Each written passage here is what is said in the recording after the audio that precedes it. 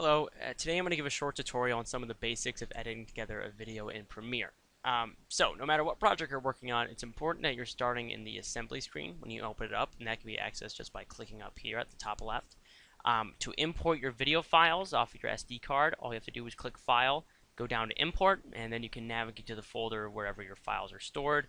And then once those are imported, if you want to edit, say, this file, for example, all you have to do is drag and drop that in, and then that will appear on your timeline wherever you drop that off. To start basic editing, the most important tools that you'll be using is your selection tool, which the hotkey for that is V if you want to go to it, and that just allows you to move things around the timeline, allows you to shorten and lengthen clips depending on whatever you want, and then your cut tool, which you can press C to hit, and that allows you to actually make edits, and then you can delete certain parts by hitting the delete key when you select it or whatever that may be.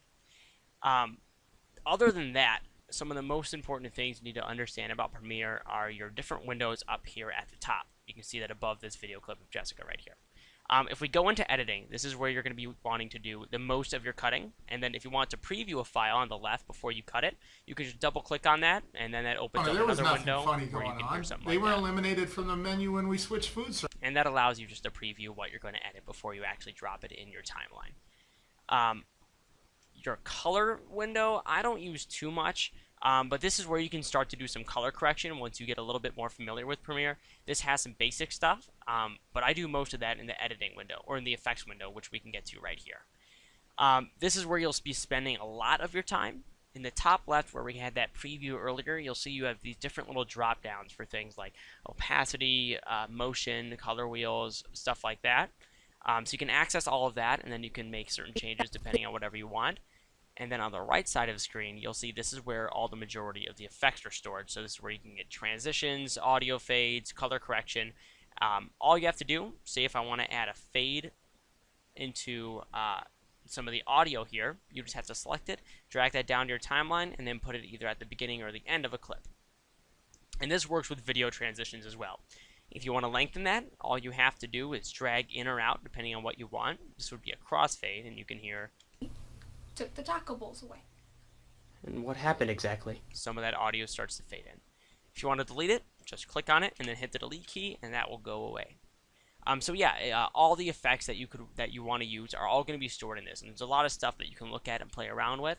But the most important ones to know is that you can have your fades, which are for audio, and then if you want to have like a dip to black, just look up dip, and you can have dip to black and a white. And then there are some other fades that can go in between footage as well.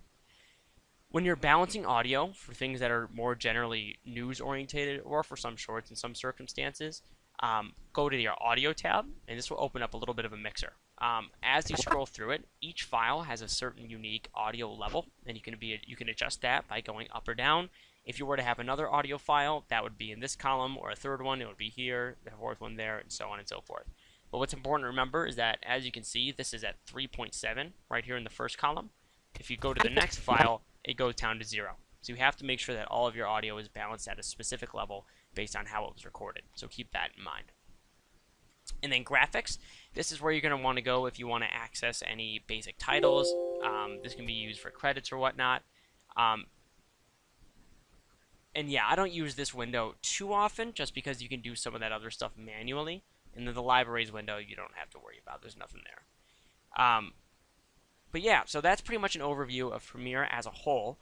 Most important things to keep in mind is that, honestly, just play around, figure yourself out. If you have any questions, Google is the best place to go. There's a lot of really great YouTube tutorials out there. But yeah, good luck in your videos.